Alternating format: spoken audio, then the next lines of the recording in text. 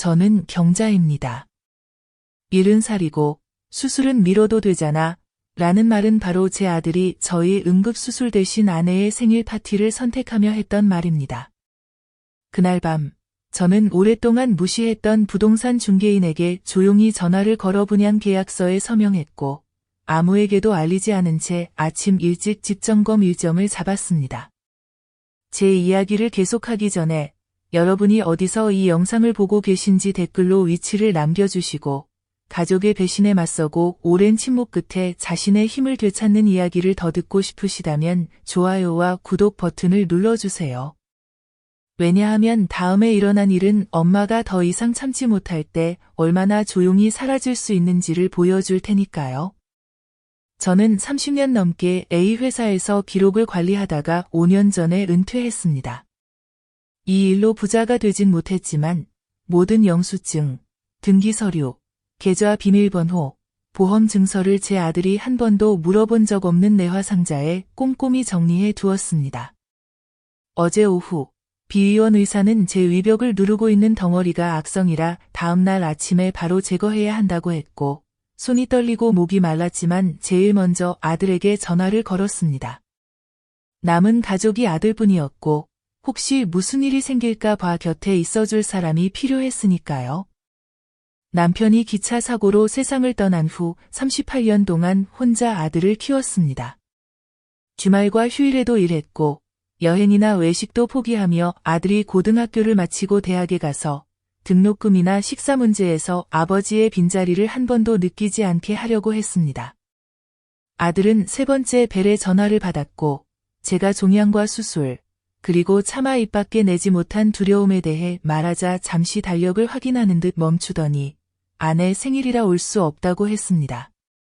그들은 아들이 저를 한 번도 데려간 적 없는 식당에 예약이 되어 있다고 했습니다.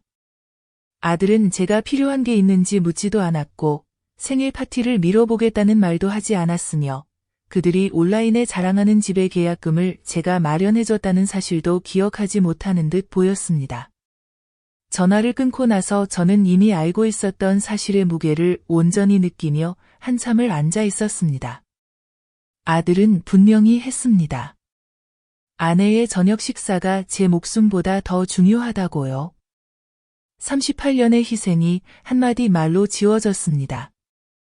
저는 따지거나 울거나 설득하려 하지 않았습니다. 엄마가 자신의 삶이 왜 소중한지 설명해야 한다면 이미 너무 늦은 거니까요. 플래너를 꺼내 뒷장에 적어둔 재정 메모를 확인하고 7년 만에 변호사에게 전화를 걸었습니다. 아들이 한 번도 본 적 없는 부동산 서류와 통장을 꺼내 여행용 파일에 정리하고 연명치료 거부 의사서 사본 옆에 놓았습니다. 그날 밤 다른 가족들이 사진을 찍으며 축하를 할 때 저는 혼자 병원 가방을 싸고 외과의가 준 지침을 다시 읽었으며 비상 연락처란에 없음이라고 적었습니다. 제가 믿을 수 있는 단 한 사람이 해산물과 샴페인을 저와 함께하는 것보다 선택했으니까요. 70살에 수술을 혼자 가는 사람은 없어야 합니다.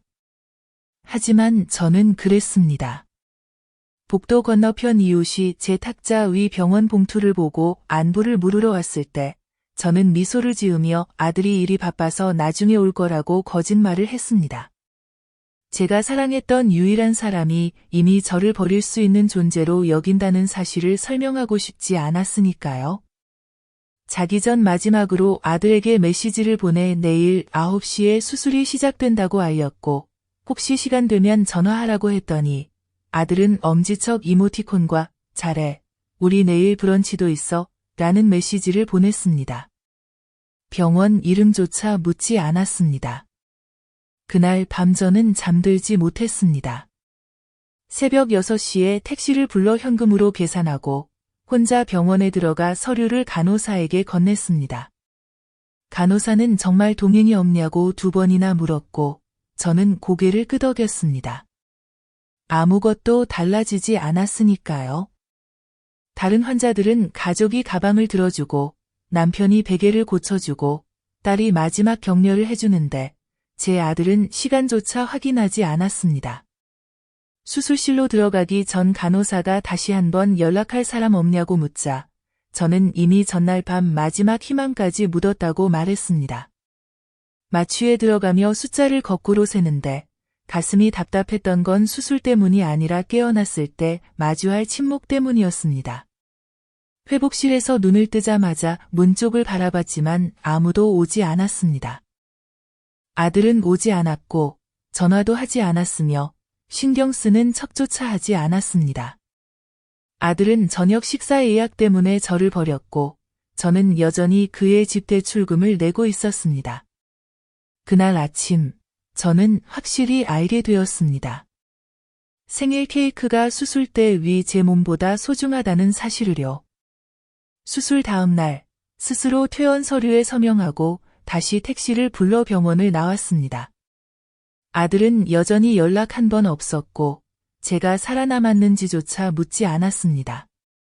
약국에 혼자 들러 처방약을 자비로 구입했고 부부와 가족들이 사랑하는 이를 데리고 집에 가는 모습을 지나치며 고개를 숙였습니다.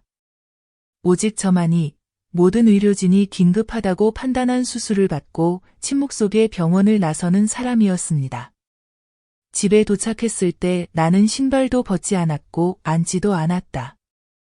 대신 내 재정 내역과 관련된 모든 문서를 보관해 두었던 캐비닛으로 곧장 걸어가 부동산, 저축, 보험, 비상 대비라고 적힌 폴더들을 꺼냈다. 나는 마침내 누군가가 필요할 때만 나의 존재를 기억하는 사람을 더 이상 의지할 수 없다는 사실을 받아들였기 때문이다. 5년 전 아들과 며느리가 결혼했을 때 나는 그들의 집계약금과 가구 구입을 돕기 위해 600만 엔을 건넸다. 안정적인 가정을 꾸릴 수 있도록 돕는 것이 어머니가 줄 수 있는 마지막 선물이라고 믿었고 친절은 보답을 바라는 것이 아니라고 생각했기 때문에 그 금액을 한 번도 상기시키지 않았다. 그러나 그 결정은 이제 잔인한 농담처럼 느껴졌다. 그는 나에게 혼자 수술을 받으라고 했고 부끄러움도 없이 여전히 금전적 지원을 기대했다. 나는 그의 졸업식 나를 떠올렸다. 그가 울면서 나 없이는 해낼 수 없었을 거라고 말했고 나는 그 말을 믿고 더 많은 것을 주었다. 눈물이 감사의 표시라고 생각했기 때문이다. 그는 내가 어떤 엄마인지 정확히 알고 있었다. 믿음직스럽고 조용하며 언제나 곁에 있는 사람. 그래서 그는 병실 대신 생일 파티를 선택하는데 망설임조차 없었다. 내가 두 번째 진료 예약을 준비하고 있을 때 마침내 그에게서 문자가 왔다. 수술이 잘 끝났기를 바란다며 보리를 일찍 끝내면 다음 저녁에 들르겠다는 내용이었다. 그 한 문장만으로도 내 인생에서 내 위치가 무엇인지 충분히 알 수 있었다. 나는 답장하지 않았다. 그들은 내가 퇴원한 지 26시간 만에 빈손으로 마치 차 한잔 하러 온 것처럼 환하게 웃으며 도착했다. 방금까지 아무도 곁에 없는 채 종양을 제거하는 수술을 받은 여성을 찾아온 것이 아니라는 듯이. 그들이 처음 한 말은 괜찮아, 미안해, 아니었다. 내가 너무 오버한다고 농담을 던지었다. 그들은 내가 단순한 일을 너무 심각하게 만든다며 병원에서는 이런 수술을 매일 한다고 의사들도 아마 생명에 지장이 있다고 생각하지 않았을 거라며 이렇게 호들갑 떨 일도 아니라고 말했다. 나는 마치 남의 재판에 참석한 것처럼 그들의 방문을 견뎠다. 그들은 내 두려움을 무시했고 내 고통을 외면했다. 그리고 망설임 없이 대화를 그들이 진짜 온 이유, 즉 돈 이야기로 돌렸다. 그들은 새 차를 사기 위해 300만 엔이 필요하다고 했다. 지금 타는 차가 구식이라 불편하다며 너무 아무렇지 않게 말해서 내가 아직 마취에서 회복 중이라는 사실조차 잊은 것 같았다. 그들은 자기들 친구들은 모두 고급차를 타는데 자기들만 창피한 차를 탄다며 이번 달 해외여행 전에 차를 바꾸면 이미지를 위해 정말 도움이 될 거라고 덧붙였다. 내가 바로 대답하지 않자 그건 곧 아들의 짜증을 유발했다. 수술 직후 수백만 엔을 넘기는 것을 망설였다는 이유만으로 내가 배은망덕한 사람처럼 굴었다. 그는 내가 항상 그를 도왔으니 이번도 다를 것 없다며 그의 안위를 생각한다면 고민할 필요도 없을 거라고 말했다.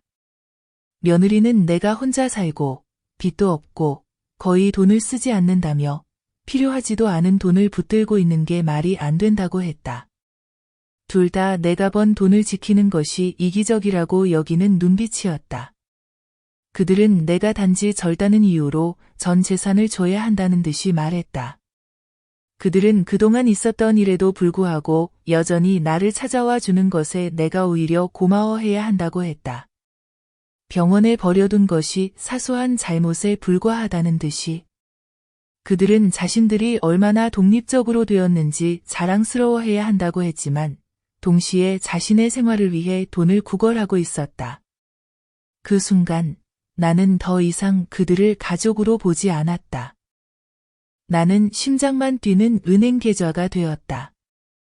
그들이 하는 모든 말은 그들이 나를 걱정해서 온 게 아니라 돈을 받으러 왔다는 사실을 더 명확히 했다. 나는 생각해보겠다고 했지만 이미 답을 알고 있었고 앞으로 무슨 일이 일어날지도 알고 있었다. 나는 그들이 떠날 때까지 기다렸다가 자산이라고 적힌 폴더를 꺼내 탈출 계획이라는 새 페이지를 만들었다. 다시 변호사에게 전화해 주말에 약속을 잡았다. 기다리는 동안 그간 업데이트해온 모든 투자, 계좌, 부동산 평가서를 꼼꼼히 검토했다. 그들이 몰랐던 것은 내가 살고 있는 집이 최근 시구역 재개발 덕분에 가치가 3배로 뛰었고 땅값만 해도 거의 3천만 엔에 팔릴 수 있다는 사실이었다. 나는 숫자를 정확히 계산했다.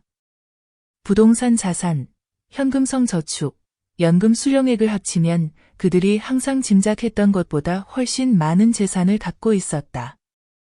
그들은 내가 겨우겨우 살아가는 소박한 은퇴자라고 믿었다. 나는 그들에게 한마디 말도 하지 않고 떠날 수 있는 힘이 있다는 사실을 전혀 몰랐다. 그들은 내 침묵을 핑계로 빼앗았고 이제 그 침묵이 허락이 아니라는 것을 배우게 될 것이다. 그들은 자신의 행복이 나에게 달려있다고 했다. 그들은 틀렸다.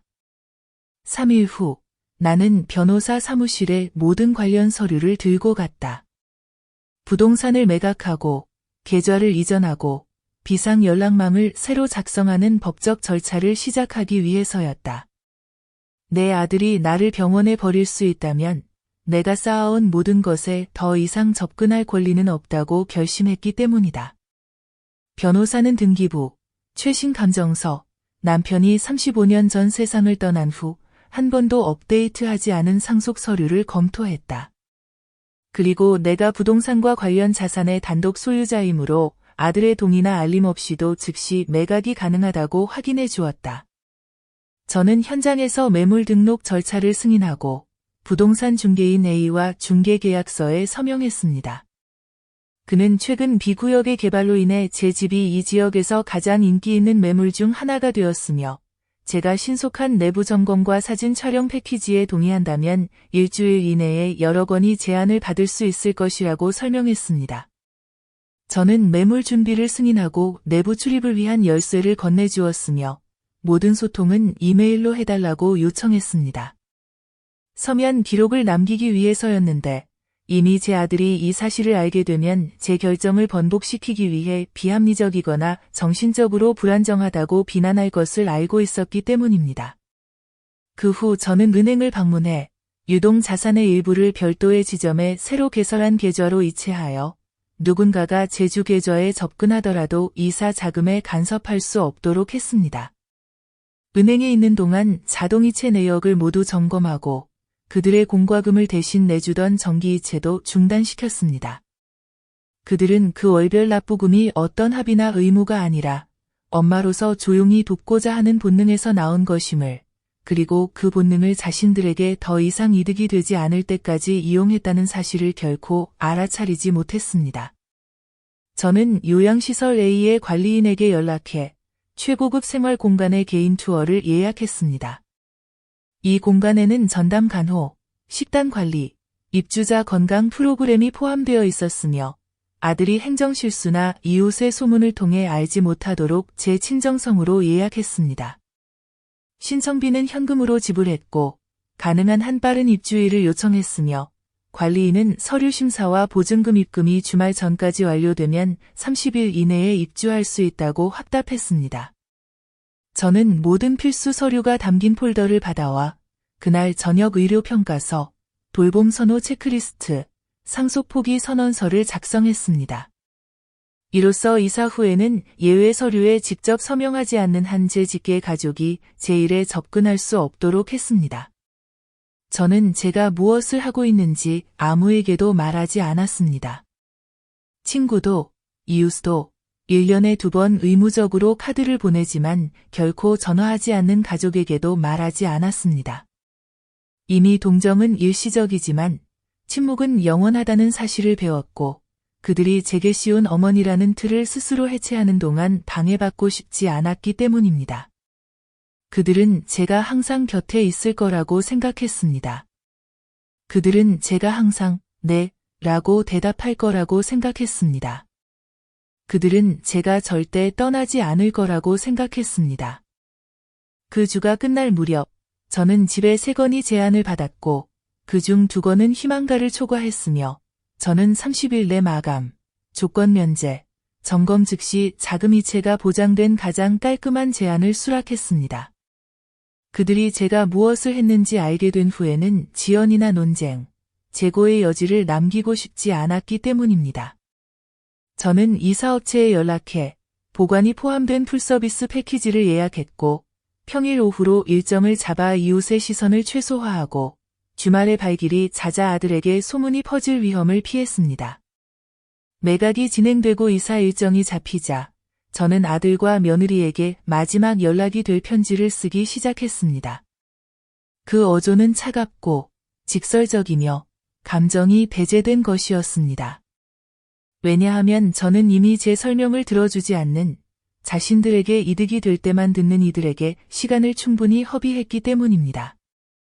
저는 집을 팔았고 방문자가 승인된 명단으로 제한된 시설로 이사하며 앞으로는 어떤 형태의 금전적, 실질적 지원도 즉시 중단할 것이며 추가 논의는 없고 허용되지 않는다고 썼습니다. 이 결정이 그들의 의식적인 선택, 제 건강을 우선시하지 않은 태도, 무심한 잔인함, 그리고 제가 가장 취약할 때 돈을 요구한 뻔뻔함의 결과임을 밝혔고 이것이 처벌이 아니라 오랜 시간 무시된 경기에 관한 것임을 분명히 했습니다. 집 등기 이전 서류 사본, 새 계좌로의 은행 이체 영수증, 시설 A에 제출한 방문 제한 동의서 사본을 첨부해 제 명시적 서면 허가 없이는 그들이 나타날 수 없음을 법적으로 확실히 했습니다. 저는 봉투를 봉인해 직접 택배 사무실에 전달하고 수령시 서명 확인을 요청해 오해나 우편 분실에 대한 여지가 없게 했습니다. 그들은 가구가 치워진 다음 날 그 편지를 받게 될 것입니다. 저는 체크리스트를 다시 점검했습니다.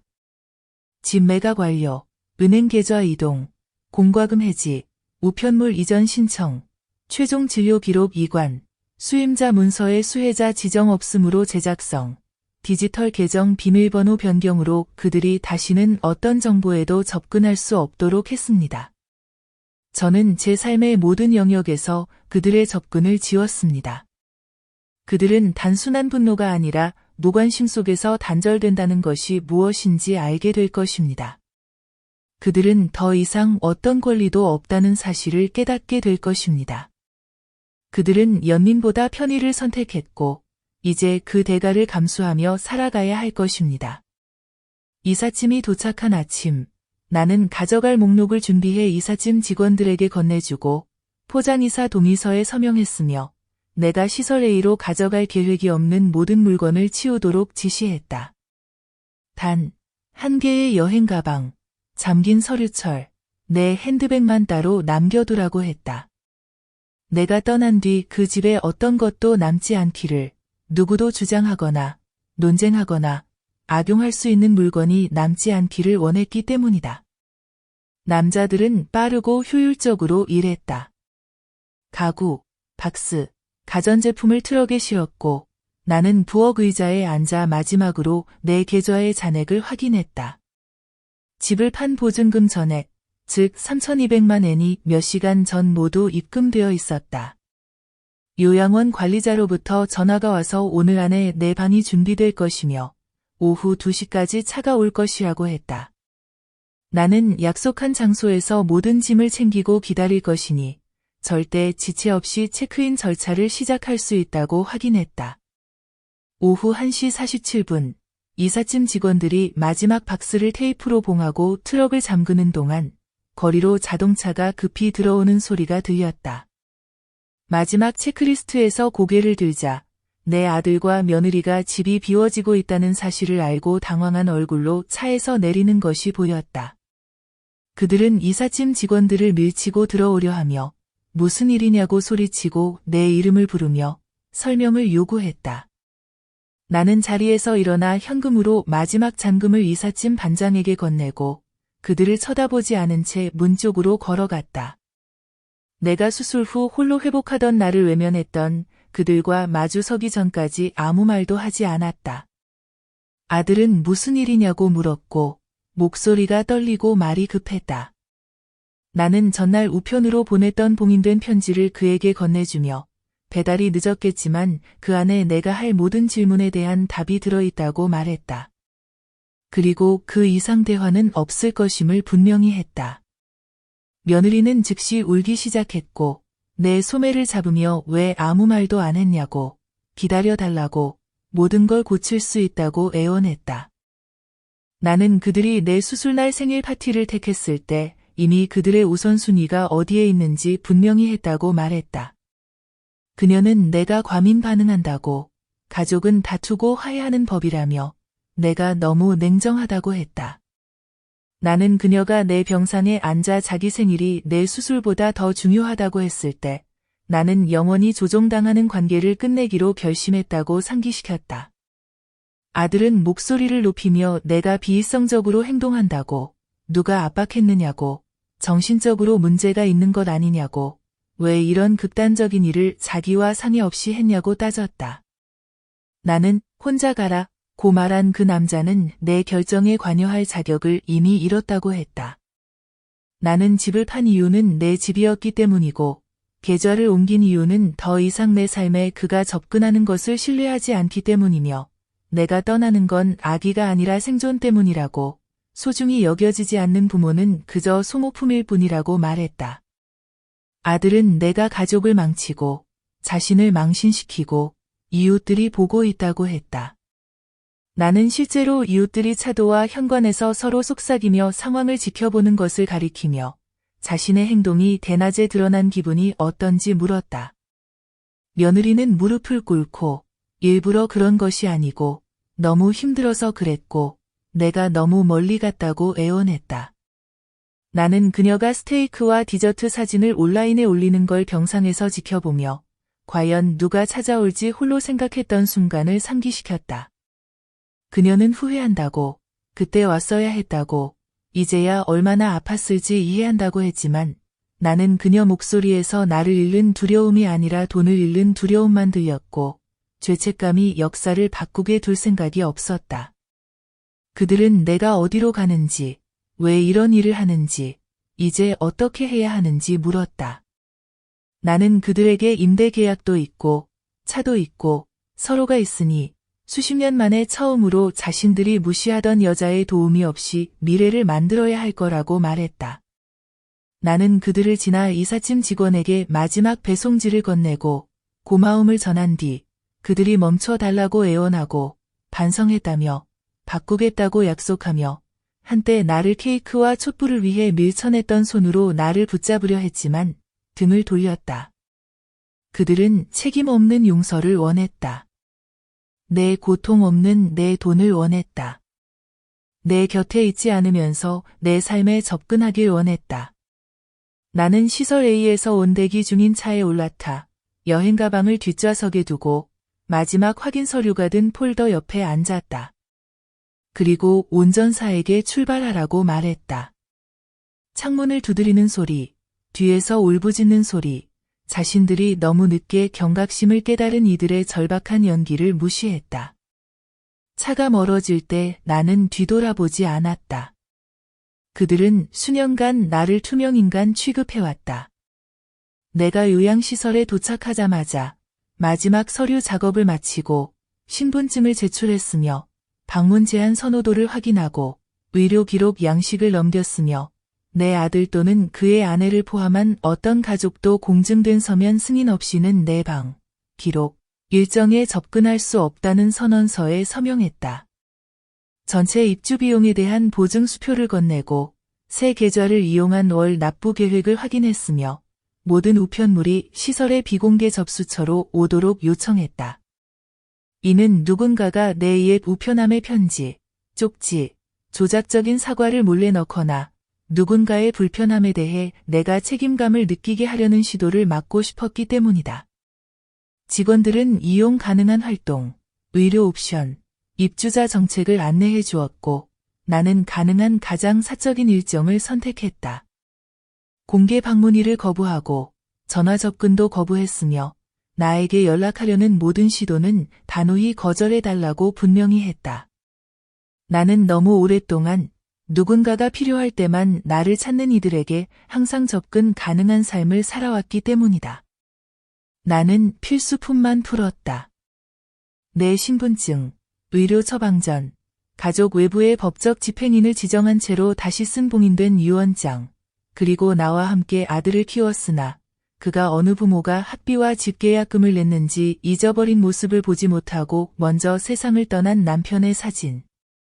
다음 일주일 동안 나는 모든 부재 중 전화, 음성 메시지, 나를 찾으려는 메시지를 무시했고 그것들이 점점 더 절박하게 쌓여가는 것을 지켜봤다.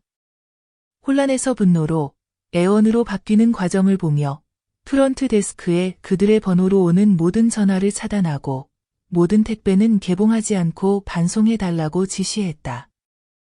그들은 왜 이렇게 냉정하냐고 물었지만 그들은 내가 병원 침대에서 차가웠던 순간을 잊었고 나를 잔인하다고 했지만 내 수술에 대한 두려움을 조롱했던 일은 잊었다. 용서를 구했지만 나를 무시하는데 허락을 구한 적은 없었다. 나는 그들이 결국 이야기를 받고 내가 불안정하다고, 까다롭다고, 먼 친척들에게 내가 현실 감각을 잃었다고 설득하려 할 것을 알았지만 신경 쓰지 않았다. 내게 중요한 유일한 현실은 더 이상 그들의 편의를 위해 내 자신을 축소시켜야 할 필요가 없는 현실뿐이었다.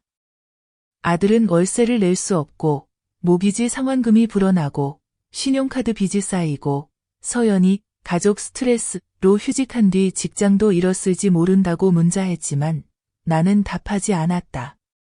그들은 선택에 신중하지 않았고 이제 자신들의 우선순위에 따른 결과를 내가 떠안길 바랐다.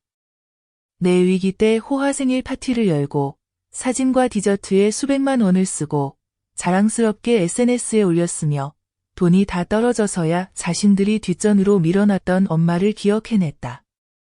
그는 서연이 우는 사진, 열리지 않은 고지서로 가득한 아파트, 텅 빈 식탁 위에 놓인 빈 접시 사진을 보내며 내가 편안하게 살면서 정말로 그들을 힘들게 내버려 둘 거냐고 물었다. 나는 그 사진들을 아무런 동정 없이 바라봤다. 이건 연결을 바라는 자식들의 행동이 아니라 자기가 누리지 못한 삶을 되찾으려는 조작의 전술이었다.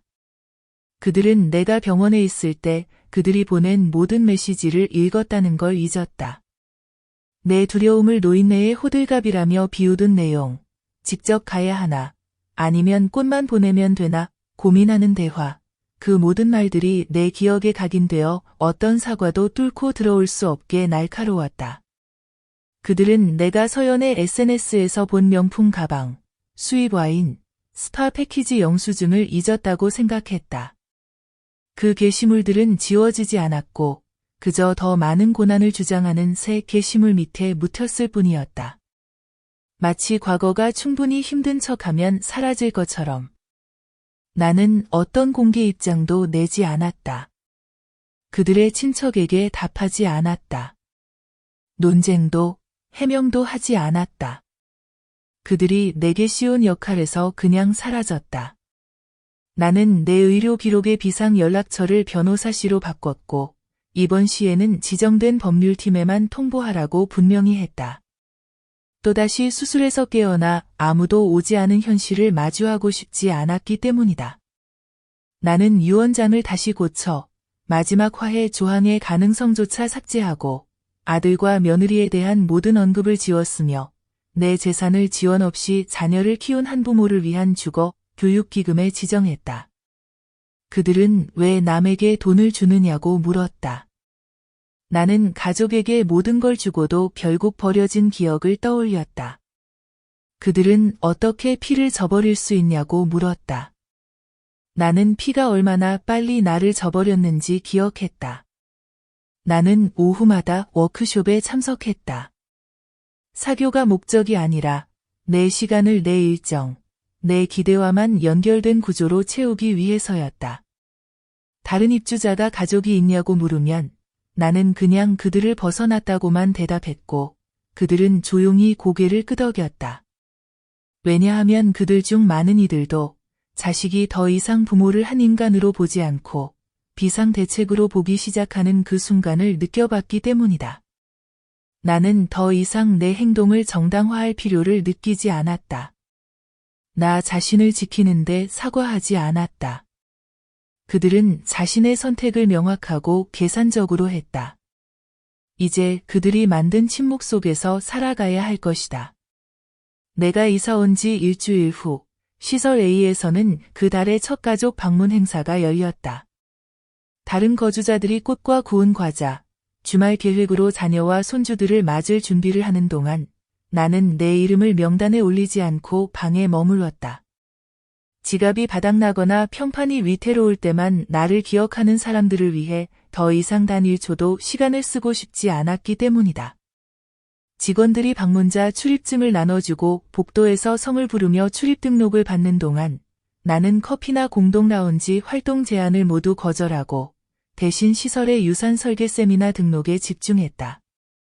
그곳에서 나는 남은 자산의 법적 배분을 나처럼 버림받은 침묵 속에서 살아남은 여성들을 도운 단체들에 최종 확정할 예정이었다. 내 휴대폰에는 계속해서 차단된 전화 알림, 음성 메시지 필사, 읽지 않은 메시지들이 떴다. 나는 그 번호들을 한눈에 알아봤지만 다시는 응답하지 않을 것이었다. 아들이 스팸 발신자처럼 차단되어야 한다면 그는 가족이라 불릴 자격이 없기 때문이다. 서연의 부모가 다음으로 연락을 시도했다. 긴급이라 표시된 손편지를 보내 대화를 요청하며 딸의 행동에 자신들은 관여하지 않았다고 주장했다. 나는 그 편지를 열지도 않고 반송했으며 프런트에 그들의 이름을 제한 방문자 명단에 기록해달라고 지시했다. 침묵만이 그들이 내게서 유일하게 존중했던 언어였기 때문이다. 그들의 연락이 실패하자 내 아들은 지인들, 예전 이웃, 먼 친척, 심지어 옛 직장 동료에게까지 연락해 내 불안정함을 과장해 이야기했다. 내가 조종당하거나 혼란스러워서 혹은 강요받아 집을 팔고 인연을 끊었다고 하며 누군가가 나를 설득해 돌이키게 하길 바랐다. 그러나 그가 연락한 사람들은 수년간 그의 행동을 충분히 보아왔기에 관여를 거절했다. 이웃 중 한 명이 그가 보낸 메시지를 전달해 주었다. 그는 내가 피를 나눈 가족을 남에게 버렸다 고 주장했고 동정심을 구하는 자막과 함께 반쯤 짐을 싼 아파트 사진을 첨부했다. 나는 그 이웃에게만 답장을 보내 다시는 소식을 전하지 말라고 부탁했다.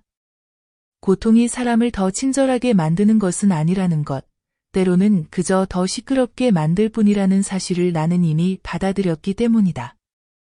그들은 자신들이 집이 없다고 주장했지만 그들의 이름은 여전히 내가 수년 전 공동 서명한 임대계약서에 남아 있었다.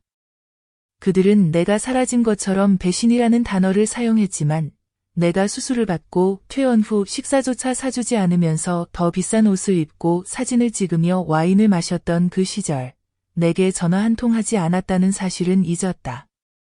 그들은 아이를 기대하고 있으니 안정이 필요하다며 이제는 자신들만의 문제가 아니라 죄 없는 생명의 미래라고 썼다. 태어날 손주를 지원하지 않는 것은 용서할 수 없다고 암시했지만 나는 답하지 않았다. 죄책감은 이미 내 사랑을 얼마 들었는지 묻지도 않고 다 써버린 사람들이 쓰는 통화이기 때문이다. 그들은 내가 변했다고, 자신들이 기억하는 엄마라면 이런 순간에 등을 돌리지 않을 거라고, 예전엔 따뜻하고 지지적이었다고 했다. 그러나 그들이 변화라고 부르는 것은 명확함이었고, 냉정함이라고 부르는 것은 처음으로 그들의 권리가 더 이상 충족되지 않는 단순한 부재였다. 그들은 임신을 무기처럼, 가족을 방패처럼, 절박함을 가면처럼 썼다.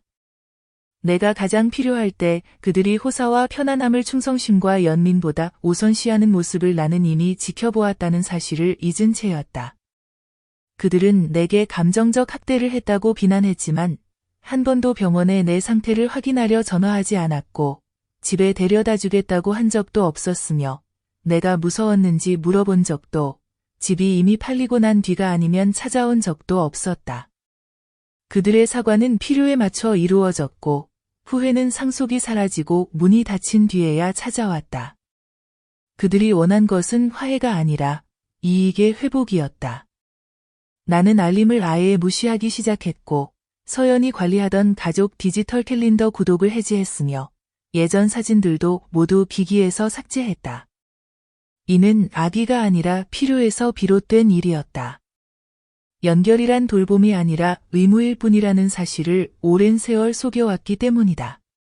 나는 매장 방식을 갱신해 공개의식도 가족 통보도 없는 비공개 선불 플랜을 선택했고 법률사무소의 법적 집행인을 사후 모든 사안의 최종 권한자로 지정했다. 내 삶에서 나를 외면한 이들이 내 죽음을 이용해 동정심이나 사회적 지위를 되찾지 못하게 하기 위해서였다. 나는 연금 지급 일정을 검토하고 수혜자 명단을 자선단체로 갱신했으며 내 사후에 변호사 사무실과 해당 단체들에만 통보되는 편지를 작성했다. 혈연으로 맺어진 사람들에게는 단 한 명도 연락이 가지 않을 것이다. 그들은 내 침묵을 당연하게 여겼고 그것이 영구적이 될 때까지 그랬다. 내 용서를 당연하게 여겼고 그것이 만료될 때까지 그랬다. 내가 절대 떠나지 않을 거라 믿었고 문이 이미 잠긴 뒤에야 깨달았다. 입주 첫날 소란을 지켜본 거주자들이 조용히 내게 무슨 일이 있었는지, 어떻게 외동자식과 그렇게 깔끔히 인연을 끊을 수 있었는지 물었지만 나는 매번 같은 대답을 했다. 누군가가 당신을 고통 속에 홀로 남긴다면 그 사람은 당신의 평화로운 순간 곁에 설 자격을 스스로 포기한 것이라고. 나는 서해 워크숍에 참가한 이유가 사람들과 어울리기 위해서가 아니라 그들이 모든 대화를 거래로 만들어버림으로써 내게서 빼앗아간 고요함을 되찾고 싶었기 때문이다. 나는 붓의 한 획 한 획마다 그들이 내 대신 써내려가려 했던 이야기를 다시 쓰고 있었다. 그들은 내가 언제나 곁에 있을 거라 생각했다. 내가 더 이상 갈 곳이 없을 거라 생각했다. 그들은 고칠 시간이 충분하다고 생각했다. 하지만 나는 이미 떠나 있었다. 시설에 입소한 지 3주가 지나 예전 주소로부터 전달된 편지를 받았다. 이번에는 내 아들이 직접 손글씨로 쓴 편지였다. 타이핑도, 형식도, 보여주기식도 아니었고 다급하게 휘갈긴 글씨와 밑줄 그어진 애원으로 가득했다. 나에게 다시 생각해달라고, 한 번만 더 이야기해달라고, 자신은 나를 해칠 의도가 없었으며 모든 것이 무너지고 있다고 이해해달라고 간청했다. 그는 편지의 마지막을 우리는 어머니의 도움이 없이는 어떻게 살아야 할지 모르겠어요. 라는 문장으로 끝맺었다. 그 말은 그가 지금까지 했던 어떤 말보다 그의 마음가짐을 더 잘 말해주고 있었다. 그는 나를 병원에 남겨둔 것에 대해 미안하다고 하지 않았다. 내가 혼자 수술을 받은 것에 대해 언급하지 않았다. 내가 아직 회복 중일 때 나를 조롱한 것에 대한 책임도 지지 않았다. 그는 다만 지금 납부해야 할 금액이 밀려있고 서연의 부모님은 우리가 일을 처리한 방식을 부끄러워해 도와주기를 거부했으며 이달 말까지 밀린 돈을 내지 않으면 퇴거 위협을 받고 있다고 썼다. 그는 회신용 봉투도 넣지 않았다. 내가 어떻게 지내는지 묻지도 않았다. 마지막 문단에서는 엄마라는 호칭조차 잊었다. 그것은 후회의 편지가 아니라 공황의 편지였고 신뢰를 회복하려는 시도가 아니라 접근권을 되찾으려는 시도였다. 나는 그 편지를 그들과의 관계를 끊은 이후 받아온 다른 편지들과 함께 서랍에 넣었다. 그것이 필요해서가 아니라 특권이 다했을 때 절박함이 어떤 모습인지 분명하게 기록으로 남기고 싶어서였다. 3일 후 A 시설에서 누군가 제한 명단에 올라 있음에도 내 방에 꽃을 배달하려 했다는 연락을 받았다. 그들은 꽃을 로비에 둘지 아니면 폐기할지 내게 선택권을 주었고 나는 이름이나 상황이 무엇이든 상관없이 모두 폐기해달라고 말했다. 남에게서 더 이상 받을 것이 없다는 사실을 깨닫고 나서야 선물을 보내는 사람들에게서 나는 어떤 것도 받고 싶지 않았다. 전 이웃으로부터 이메일을 받았는데 내 아들이 시설 입구에 서서 면회 정책을 묻고 내가 언제 산책을 나가는지, 언제 식당을 이용하는지, 우연히 마주칠 수 있는 방법이 있는지 알아보려 했다는 내용이었다. 나는 그가 다시 시설 내에서 접촉을 시도할 경우 행정실에서 공식적으로 접근 금지 통보를 하도록 보안 요청서를 제출했다. 그는 아직 시도하지 않은 마지막 방법에 기대었다. 10여 년 전 함께 찍은 사진을 SNS에 올리며 나를 얼마나 그리워하는지, 무엇이 잘못됐는지 이해하지 못하겠다는 긴 글을 올렸다. 글을 읽는 사람들이 나에게 그를 용서하고 다시 기회를 주라고 설득해주길 바란다고 했다. 그러나 그 사진들은 모두 내가 비용을 전액 부담한 여행에서 찍은 것이었고 그는 계획이나 기여를 한 적이 없었다. 그래서는 나를 곤란에 처한 노인, 혼란에 빠졌거나 누군가에게 조종당했거나 진짜 가족과 다시 연결되는 것을 원치 않는 외부인에 의해 고립된 사람처럼 묘사했다. 그는 무조건적인 사랑, 영원한 감사 같은 표현을 썼지만 나를 혼자 마취에 들어가게 두고 내 수술의 담당 의사가 누구인지조차 묻지 않았던 사실에는 한 번도 언급하지 않았다. 그의 팔로워들은 동정심을 표하고 무슨 일이 있었는지 묻고 그에게 응원의 메시지를 보냈다. 그는 그 모든 메시지를 깨진 하트 이모지와 함께 공유하면서 정작 중요한 순간에 왜 나타나지 않았냐는 몇몇 댓글은 삭제했다. 그는 이 사태를 미스터리, 오해, 자신과 무관한 비극으로 포장했다. 하지만 나는 알았다. 누군가가 당신 대신 낯선 이들에게 용서를 구해야 한다면 그는 당신이 절대 스스로 용서하지 않을 것을 이미 알고 있다는 뜻이라는 걸. 서연도 따로 글을 올렸다. 임신이 정신건강에 큰 타격을 주었고 남편 가족에게 거절당한 스트레스가 견딜 수 없을 정도이며 이제는 당연하게 여겼던 조언과 지원 없이 삶을 다시 세우기 위해 최선을 다하고 있다고 썼다. 그러나 그녀는 자신의 생일 저녁 식사, 명품 핸드백, 결정적 순간에 나와 함께 병원에 가기를 거부한 일은 언급하지 않았다. 그녀는 자신을 세대 갈등의 희생자로 포장했다.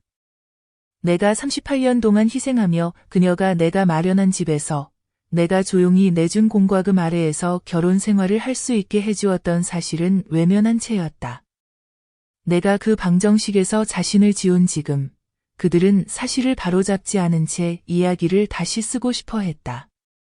나는 모든 게시물을 출력해서 모든 거짓말과 누락, 왜곡 시도를 형광펜으로 표시해 편지 옆에 파일링했다. 사람들이 당신의 자원에 접근하지 못하게 되면 얼마나 빨리 역사를 다시 쓰는지 기록으로 남기고 싶었기 때문이다. 그들은 대중의 동정심이 나를 압박할 거라 생각했다. 수치심이 나를 죄책감에 빠뜨려 반응하게 할 거라 생각했다. 낯선 사람들이 공감이 실패한 자리에 성공할 거라 믿었다. 하지만 나는 응답하지 않았다. 온라인에서도 사적으로도 중재자를 통해서도 아니었다. 나는 이미 언제나 곁에 있는 사람의 대가를 치렀고 이번에는 침묵으로 산평화를 지킬 생각이었다. 저는 다음 차례의 건강검진을 시설의 개인 클리닉을 통해 예약했고 변호사에게만 업데이트를 받을 수 있도록 허락했으며 가족의 모든 문의로부터 제 건강 문제를 철저히 비밀로 했습니다. 다시는 누구에게도 의료 비상 상황에서 저를 무시하고 이후에 마치 신경 쓰는 척할 기회를 주지 않겠다고 결심했기 때문입니다. 저는 모든 법적 서류와 시설 문서에 제 유산 집행인 외에는 누구도 제 대신 말할 수 없음을 분명히 밝혔고 가족이 접근을 시도할 경우 배려가 아니라 강요로 간주하겠다고 명시했습니다. 그들은 제 건강을 걱정한 것이 아니었습니다. 그들은 제가 남은 재산을 어떻게 할지에 더 신경 썼습니다. 그들은 저를 그리워하지 않았습니다. 그들은 제 돈을 그리워했습니다. 그리고 이런 사실이 분명히 보이기 시작하면 더 이상 모든 노크, 편지, 애절한 후회의 연기에 답하지 않게 됩니다. 그들은 아무런 노력 없이 두 번째 기회를 받을 자격이 있다고 믿었습니다. 저는 굳이 요구하지 않아도 존엄을 누릴 자격이 있다고 믿었습니다. 저는 그들을 버린 것이 아닙니다. 단지 그들이 나타나기를 기다리지 않게 된 것뿐입니다. 시설에 입주하고 모든 연락을 끊은 지 4주 만에 저는 아들의 이메일 주소로부터 마지막 법적 통지를 받았습니다. 변호사가 보낸 것도 제대로 접수된 것도 아니었지만 마치 금지 명령서처럼 보이도록 형식을 갖춘 편지였고 만약 부동산 매각 대금의 일부를 돌려주지 않으면 상속권 회복을 위한 법적 조치를 취할 것이라고 경고했습니다. 저는 그것을 변호사에게 전달했고 그는 이미 제가 알고 있던 대로 그 편지는 법적 효력이 전혀 없으며 단지 형식을 빙자한 조악한 협박에 불과하다고 확인해 주었습니다. 그들은 제가 결코 약속하지 않았던 것을 내놓으라고 겁을 주려 했던 것입니다. 그들은 상속이 사랑이나 존중으로 얻는 특권이 아니라 태어났다는 이유만으로 당연한 권리라고 믿었습니다. 그들은 혼자 피 흘리도록 남겨둔 여인에게 관대함을 기대했습니다. 그 가짜 법적 통지에는 제가 정신적으로 불안정하고 가족의 동의 없이 낯선 이들에게 조종당해 집을 팔았으며 혼란과 기억 상실을 겪고 있고 재정적 감독권을 되찾기 위해 저를 무능력자로 선언하는 방안을 모색 중이라는 등 굵은 주장들이 포함되어 있었습니다. 그리고 그것이 바로 제 계획의 다음 단계를 시작하기 전에 확인해야 할 마지막 선이었습니다. 저는 변호사에게 제 정신적 능력을 입증하는 법적 진술서를 제출하도록 승인했고 시설 A의 의사가 작성한 의학평가서를 첨부하여 제사결정 능력을 뒷받침했으며 아들과 그의 아내를 모든 재정 및 의료 권한에서 즉시 영구적으로 되돌릴 수 없게 제거하겠다는 공식 의향서도 추가했습니다. 저는 남은 재산의 상당 부분을 취소 불가능한 자선 신탁에 이전하여 법원의 명령 없이는 누구도 자금에 접근할 수 없도록 했고 그마저도 원래의 설립 목적에 명시된 대로 방치된 노부모와 가족에게 버림받은 싱글맘을 지원하는 데만 사용되도록 했습니다. 제 아들은 평생 제가 관리해온 시스템을 제대로 이해하지 못한 채 법적 용어를 무기로 삼으려 했고 예전에 제가 근무했던 회사에서 청구서 검토, 서류 심사, 지금 그가 저에게 쓰려던 사기수법을 적발하는 일을 했다는 사실을 잊고 있었습니다. 그는 조용히 맞설 제 능력을 과소평가했습니다. 그는 제 법률 지식을 과소평가했습니다. 그는 제가 그를 완전히 끊을 의지를 과소평가했습니다.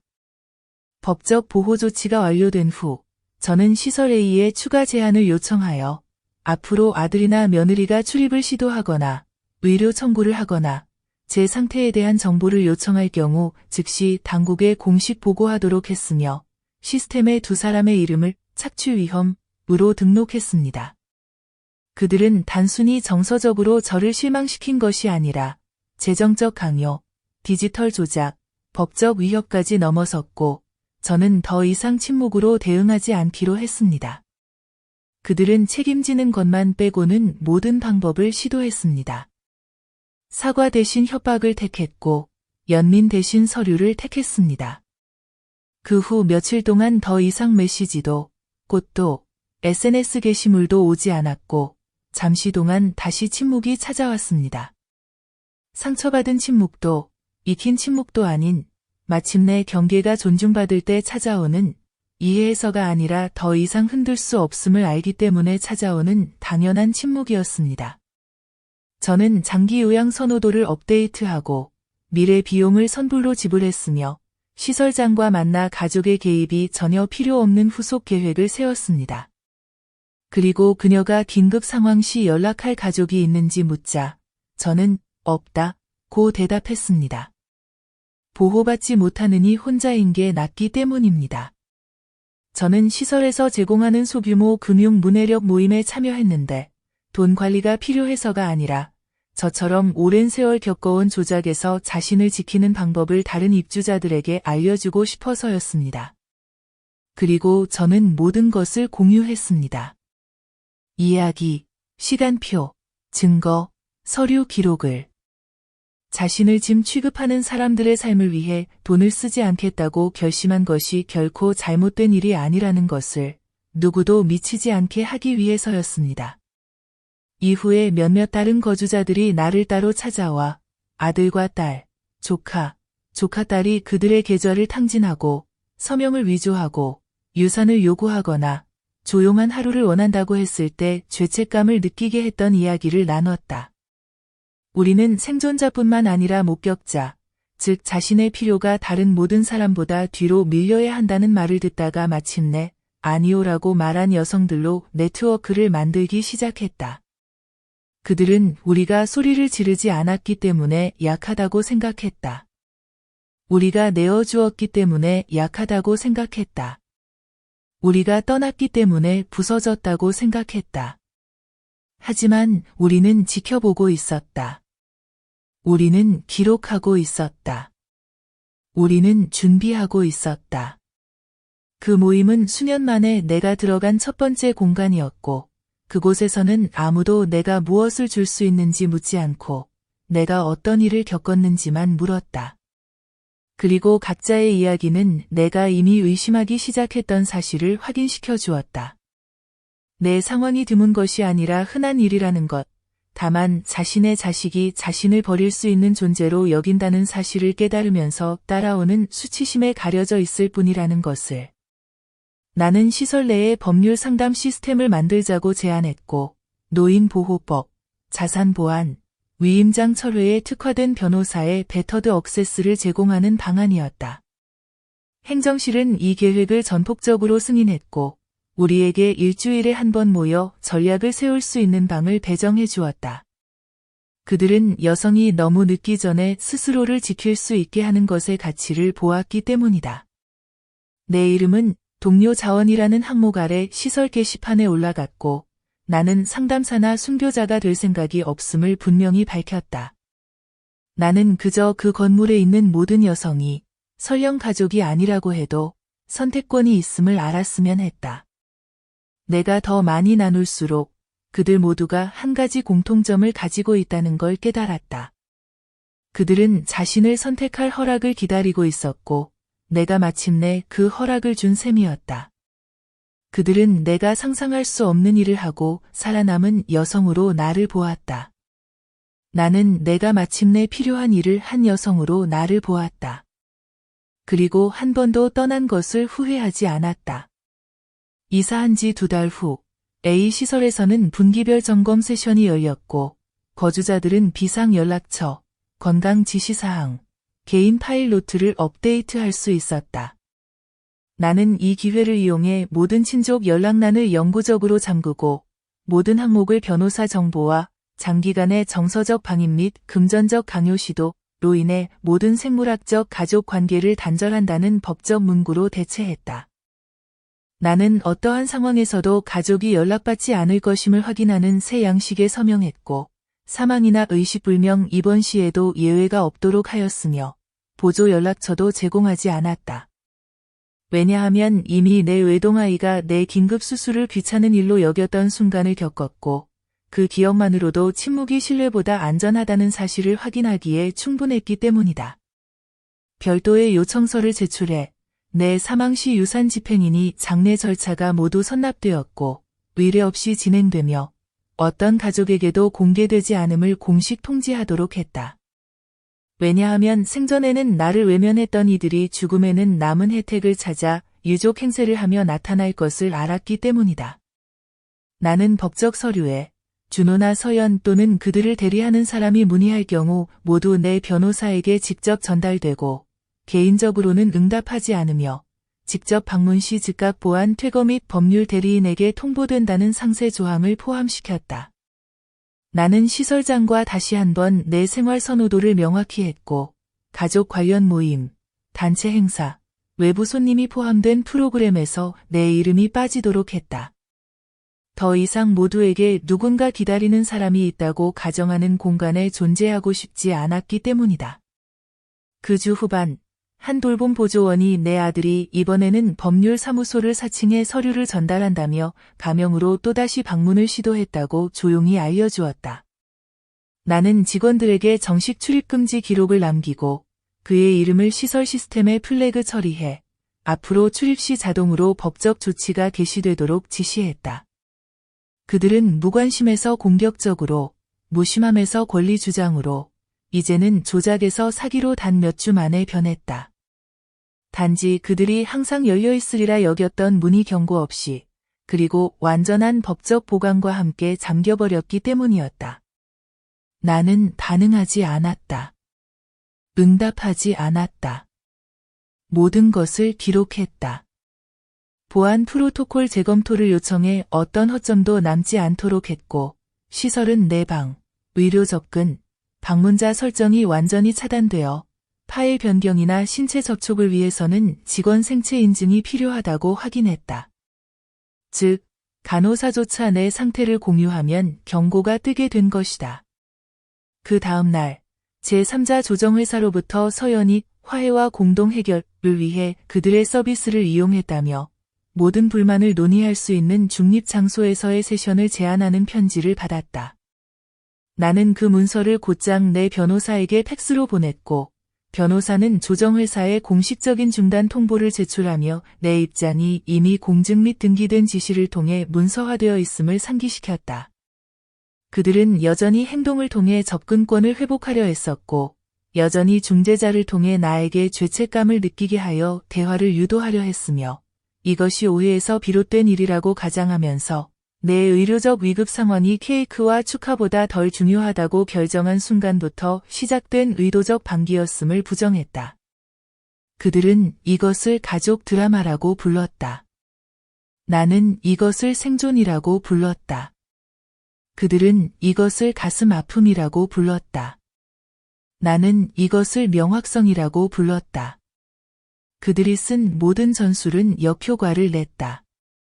왜냐하면 그들은 이미 버린 사람과 친밀함을 강요하려 했고 한때 스스로 포기했던 삶에 다시 들어가려 했으며 내가 이미 밧줄을 태워버렸음에도 나를 안전망처럼 대하려 했기 때문이다. 그들은 시간이 지나면 내가 누그러질 것이라고 생각했다. 그들은 임신이 나를 설득할 것이라고 생각했다.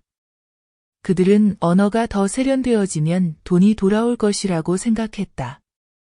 하지만 나는 이미 화해의 지점을 지나쳤다. 내가 손을 잡아줄 사람 없이 수술에 입원해야 했던 순간, 단 한 통의 메시지도 없이 깨어난 순간, 내가 가장 필요할 때 그들이 내 두려움을 과장이라 여기고 내 고통을 불편함으로 치부하는 말을 들은 순간, 나는 이미 돌아올 수 없는 선을 넘었다. 나는 내 시간을 같은 길을 고민하지만 공개적인 파장을 두려워하는 시설 내 두 여성의 멘토링에 쏟았다. 나는 그들에게 계좌를 동결하고 재산을 이전하고 유언장을 새로 쓰고 방문 제한을 시행하는 전 과정을 보여주었다.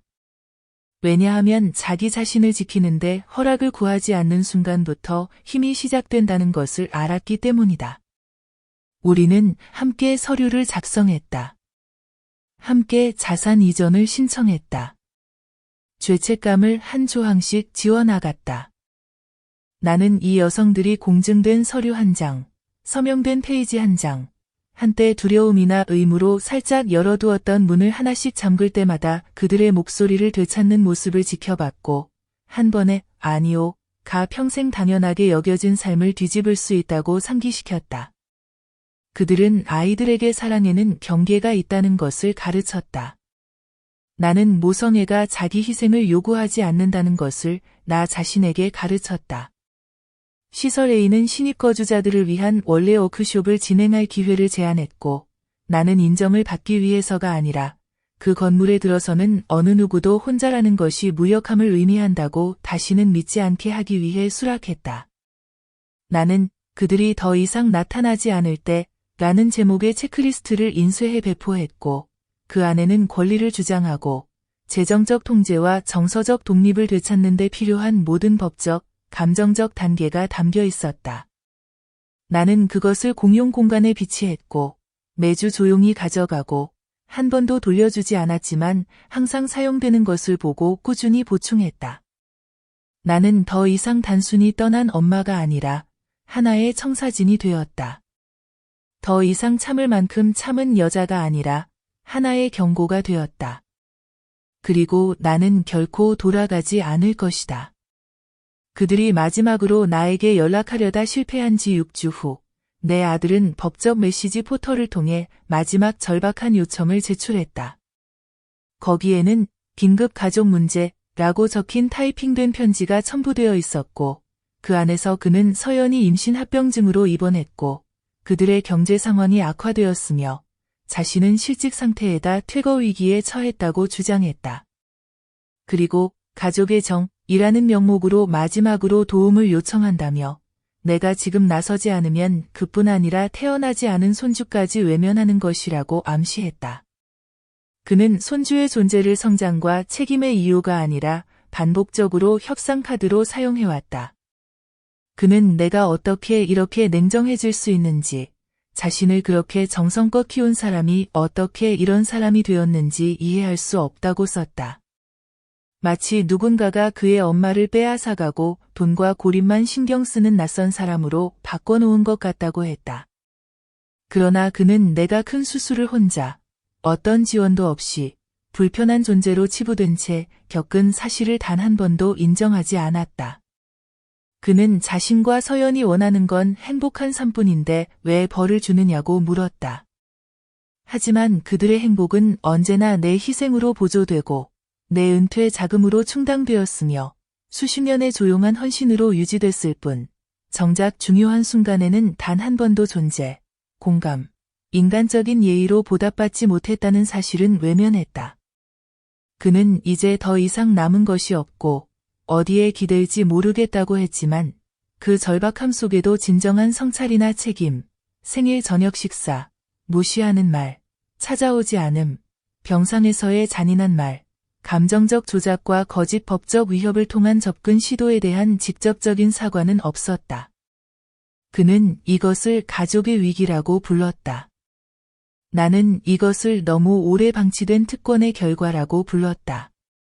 그는 이것을 버림이라고 불렀다. 나는 이것을 보호라고 불렀다. 나는 그의 편지에 답하지 않았다. 나는 메시지를 내 변호사에게 전달했고, 변호사는 내가 더 이상 어떤 연락에도 응하지 않을 것이며, 이전에 내린 모든 지시가 계속 유효하며, 법적 제한을 우회하려는 시도가 계속될 경우 이는 괴롭힘으로 간주되고, 경고 없이 조치가 이루어질 것임을 명시한 최종 공식 답변을 작성했다. 그 편지는 등기 우편으로 전달되어 수령 확인 서명을 받았고 마지막 연락의 증거로 우리 파일에 보관되었다. 그 관계는 이미 그가 엄마가 생사를 오가는 시술을 받을 때 아내의 생일 예약을 했던 바로 그날 죽었고 이제 완전히 끝이 났다. 그는 마지막 편지에 대한 답으로 모든 소셜미디어 게시물을 삭제하고 나와 함께 찍힌 모든 사진을 지우고 자신이 상처받은 아들인 척했던 흔적을 자신의 타임라인에서 말끔히 없앴다. 그 순간 나는 이 일이 더 이상 화해나 접근의 문제가 아니라 수치심, 평판, 그리고 더 이상 이야기를 통제할 방법이 없다는 사실을 깨달은 데서 비롯된 것임을 알았다. 그는 자신이 망가뜨린 것을 고치고 싶어 하지 않았고 단지 그것을 숨기고 싶어 했다. 그는 내 신뢰를 다시 얻고 싶어 하지 않았고 아무 일도 없었던 척하고 싶어 했다. 그는 용서를 원하지 않았고 침묵을 원했다. 나는 자선신탁이 가족에게 버림받은 독거노인 여성을 지원하는 주거단체의 첫 분배를 완료했다는 확인을 받았고, 앞으로의 분배도 내 이름으로, 가능하다면 익명으로 분기마다 이루어지길 요청했다. 나는 인정이 아니라 영향력을 원했기 때문이다. 남은 자산의 내역서를 요청해 침착하게 합계를 검토했다. 불안도, 긴급함도 없이 이제 더 이상 나를 의무로 여기는 사람들에게 단 한 푼도 흘러가지 않을 것임을 아는 조용한 만족만이 있었다. 나는 시설에서 은퇴한 판사가 제공하는 고급 법률 설계 과정을 수강하고 다른 입주민들의 서류 검토와 자산 보호 전략을 돕기 시작했다. 내 이야기가 나에게 가르쳐준 것이 있다면 진짜 배신은 그들이 한 행동이 아니라 우리가 그들이 그런 짓을 하는 동안 얼마나 오래 침묵하는가에 있다는 사실이었다. 나는 더 이상 존재를 간절히 바라거나 전화를 기다리거나 혈연이 외로움에서 나를 구원해 줄 것이라 믿는 여자가 아니었다. 내가 한 일은 복수가 아니라 명확함 위에 구축된 생존, 경계로 강화되고 더 이상 증명할 것이 없는 사람의 정밀함으로 실행된 일이었다. 나는 최종 정리라는 이름의 바인더를 만들어 모든 법적 지시사항, 비밀번호, 안내, 사후 지침을 문서화하고 공증했다.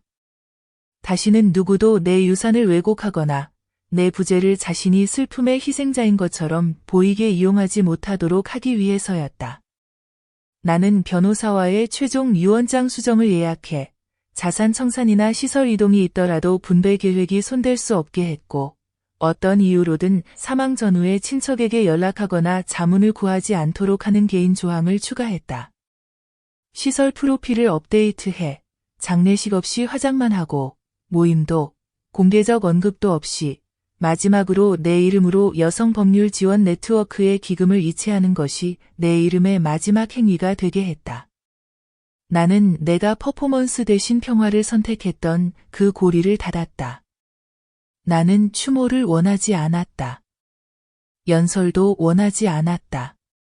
내가 떠난 후 내 존재의 가치를 알았던 척하는 사람도 원하지 않았다.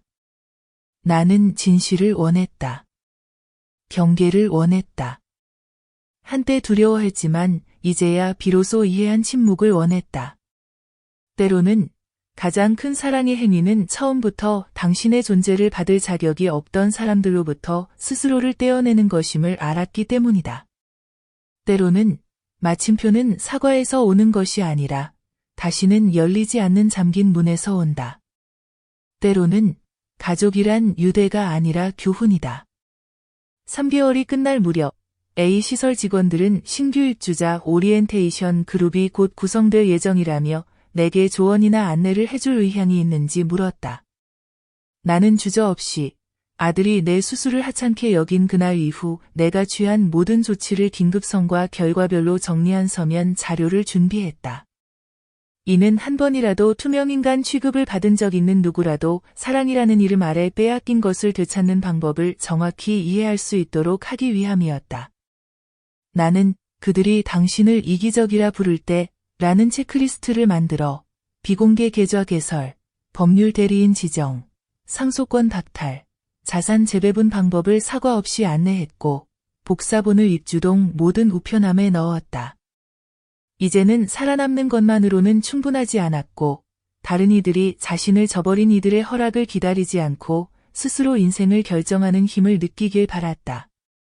나는 계속해서 시설 소식, 연금 요약, 신탁 분배 보고서를 받으며 각 문서를 조용히 집중해 검토했다. 모든 이체가 내 가치관을 반영하는지 물려받은 기대가 아닌지 확인했다.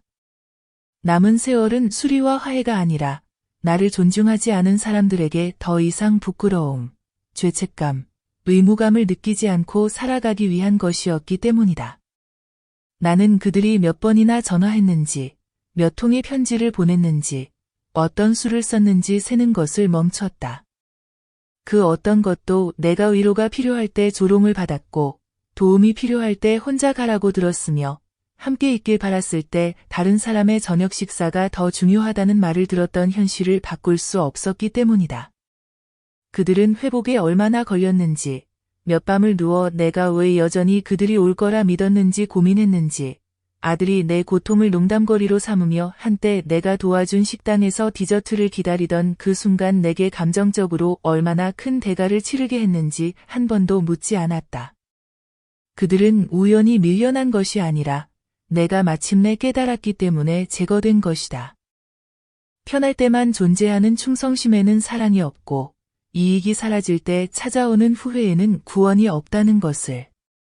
나는 내 유언장의 마지막 버전을 잠긴 서랍에 보관했다. 그 문서는 해석의 여지도, 용서의 언어도, 방향 전환의 공간도 없이 단지 그들이 내게서 태어났다는 이유만으로 자신들의 것이라 여겼던 모든 것을 내가 되찾았다는 명확한 증거만을 담고 있었다. 그들은 중요한 순간에 부재를 선택했다. 헌신보다 축하를, 참석보다 침묵을 선택했다. 그리고 이제 나는 나 자신을 선택했다. 그해 마지막으로 참석한 서예 수업에서 한 강사가 그룹에게 자신이 가장 자랑스러워하는 단어를 한 글자로 써보라고 했다. 다른 이들이 회복력, 인내와 같은 단어를 쓸 때 나는 경계, 바운더리라고 썼다. 경계 없이 살아남는 것은 또 다른 형태의 감금이라는 것을 깨닫기까지 70년이 걸렸기 때문이다. 나는 중요해지기 위해 워크숍을 연 것이 아니라 내가 말할 때마다 또 한 명의 여성이 지쳐버리고 무시당하고 존중받지 못하고 이용당하다 결국 남은 것은 더 빨리 떠나지 못한 자신에 대한 수치심뿐이었다는 이야기를 들려주었기 때문에 워크숍을 열었다. 나는 악의에서 내 재산을 재분배한 것이 아니다. 내 친절을 ATM 비밀번호처럼, 내 침묵을 허점처럼 이용하는 이들에게 자금을 대는 일에서 좋은 결과가 나온 적이 없었기 때문이다. 나는 원한 때문에 방문을 제한한 것이 아니다. 누군가가 아픈 나를 돌보지 않고 떠난 순간, 그들은 더 이상 내 평화 속에 설 자격이 없기 때문이다. 그들은 어머니가 어디로 갔냐고 물었다. 그들은 기억하던 여인이 왜 사라졌냐고 물었다. 그들은 어쩌다 모든 것이 이렇게 빨리 무너졌냐고 물었다. 그러나 나는 하룻밤 사이에 변한 것이 아니었다. 나는 사랑의 존중이 없으면 착취이고 책임 없는 가족은 의무라는 이름의 또 다른 짐일 뿐임을 깨달은 그 순간 변했다. 나는 다음 입주자가 들어오기 전에 마지막 메시지를 남겼다. 허락받아도 되는 것들, You are allowed 이라는 작은 타이핑된 종이 한 장, 엄마, 자매, 아내, 여자로서 아무도 알려주지 않는 것들 그들을 끊어내도 되고, 조용히 움직여도 되고, 유언을 바꿔도 되고, 답하지 않아도 되고, 모두가 충격을 받아도 자신을 지켜도 되고, 누가 두드리든 문을 닫고 잠가도 된다는 것. 나는 이제 비난받아도 움츠러들지 않고, 압박받아도 물러서지 않으며, 죄책감이 무기가 되어도 울지 않는 내가 되었다. 왜냐하면 나는 이미 가장 깊은 배신, 바로 기억되어야 할 순간에 익힌 경험을 견뎌냈기 때문이다.